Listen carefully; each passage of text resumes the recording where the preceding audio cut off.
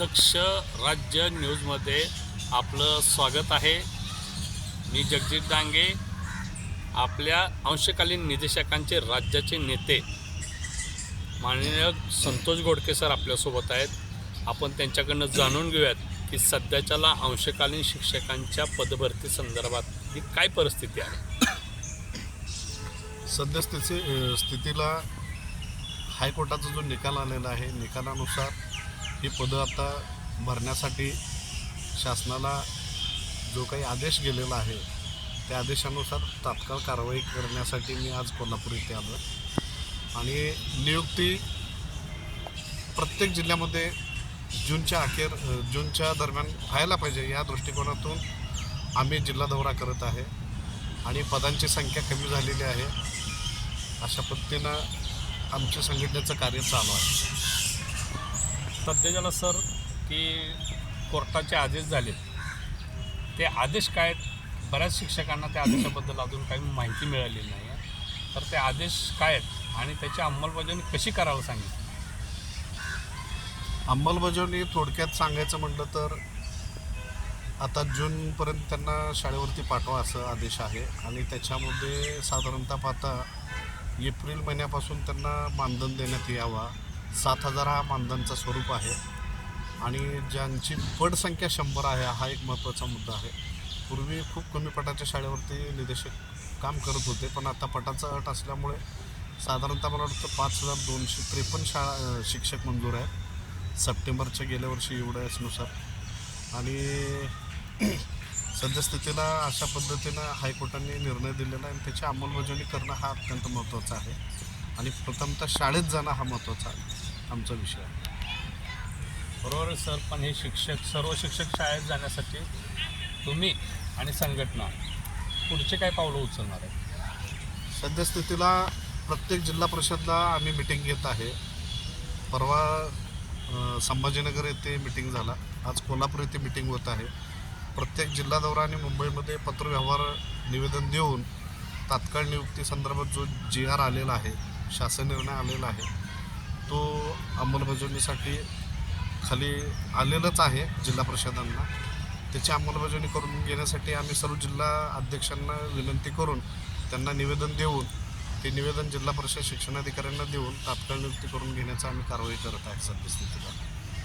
त्या अनुषंगाने जी पुढची वाटचाल आहे ते वाटचाली संदर्भात सुद्धा निदेशकाबरोबर चर्चा होत आहे आमचा. साधारण हे पद कधीपासून भरती चालू झालेली आहे, म्हणजे निर्माण कधीपासून झालेली आहे आणि त्याच्यामध्ये पदं वाढतायत का कमी होत आहेत? साधारणतः संघटनाने जे बीज रोवलं गेलं साधारणतः 7 जून 2011ला महाराष्ट्र प्राथमिक शिक्षण परिषदेच्या परिपत्रकाद्वारे महाराष्ट्र राज्यामध्ये 12,746 शिक्षकांची नियुक्ती ही संघटनेच्या माध्यमातून झाला. तिथं त्यावेळी कुठलाही पदाधिकारी नव्हता, काही नव्हता. त्यावेळी फक्त संघटना ही काम करत होती आणि आजसुद्धा संघटनाच करत आहे. फक्त कोर्टाच्या काही अति नालायकपणा करणारे जे निदेशक आहेत त्यांच्यामुळं हे 3-4 वर्षाचा जो गॅप पडला होता, त्या गॅपमध्ये साधारणतः आपण शैक्षणिक परिस्थिती पाहता जिल्हा परिषदच्या पटसंख्येचा विषय घेतातच, तर पटसंख्या सध्या ढासळत चाललेला आहे जिल्हा परिषदचा आणि याला कारणीभूत शासन पण आहे. कारण की ज्यावेळी अंशकालीन निदेशक भरले होते संघटना परिपूर्ण प्रयत्न करून, कारण की त्यावेळी 5वीचा वर्ग जोडून घेतला होता, 5वी 6वी 7वीचा पट धरत होते राज्यशासन. नंतर काही निवेदन वगैरे गेल्यामुळे चुकीचे काही अति पुढारपण करणारे जे निदेशक होते त्यांच्या चुकीच्या धोरणामुळे 5वीचा वर्ग हा कट करण्यात आला. नियमाने 6वी 7वी 8वीचा आहे, पण आम्ही 5वी संघटना हे 5वीचा वर्ग धरण्यास भाग पाडला होता आणि त्या अनुषंगाने 12,746 पदं आणि आज आहेत फक्त 5,253 पदं. हा इतका मोठा फटका अंशकालीन निदेशकांना बसलेला आहे, ते फक्त अतिशहाणपणा करणाऱ्या पदाधिकारीमुळे. आत्ता जे कोर्टाचे आदेश झाले त्याच्या अगोदरून बरेचदा 5 ते 6 कोर्टाचे आदेश आहेत. तुम्हाला काय वाटतं, कोर्टामुळं अंशकालीन शिक्षकांचा फायदा झालेला आहे, होतोय का काहीच फायदा झालेला नाही? कोर्ट हा न्यायदेवतांनी निर्णय दिलेला आहे ते आम्हाला मान्य आहे. कोर्टामुळे इतका मोठा नुकसान संघटनेचं नाही अंशकालीन निदेशकांचं झालेलं आहे. संघटनेनं बीज रोवलं, झाड लावला, सावलीत येऊन हे लोक बसले आणि बसून खिळगे करून वकिलांचा सल्ला घेऊन वकिलांना पण आर्थिक फायदा व्हावा आणि ह्यांचासुद्धा किस्सा भरावा या उद्देशाने केस दाखल केला गेला आणि त्या माध्यमातून हजारो अंशकालीन निदेशाचे पैसे गोळा केले आणि निकाल आला मात्र जे आहेत तेच. जे 7 जून 2011चा होता, उलट त्यात 5वीचा वर्ग होता, आता वर्ग पण नाही आहे आणि त्यावेळी अंशकालीन निदेशक जास्त होते. हे अतिशहाणपणा करणाऱ्या अंशकालीन निदेशकामुळे पुढारीमुळे आत्तासुद्धा ते गैरसमजूत निर्माण करत आहेत की बाबा जे याचिका करते त्यांनाच नियुक्ती देणार, आणखीन याचिका घालण्यासाठी प्रयत्न करणार, त्यांच्याकडनं पैसे गोळा करणार. ह्याला आळा बसला पाहिजे आणि त्यासाठी आम्ही संघर्ष करत आहे. आणि कोर्टामुळे खूप मोठा आपल्या अंशकालीन निदेशकाला फटका बसलेला आहे. कारण की आपण वस्तीशाळेचं उदाहरण पाहतो. वस्तीशाळेनं जे सुरुवात केली, कुठं वाड्या वस्तीवरती शाळा त्यांचे 10-12 पोरं ते सांभाळत होते.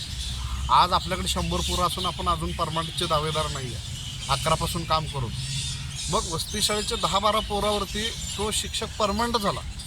एकमुखी संघटना चालत होती आणि व्यवस्थितरित्या काम ते पाहत होते आणि त्यांना साथ देणारे सर्व शिक्षक एकत्रित होते आणि ते अतिपणा करत नव्हते.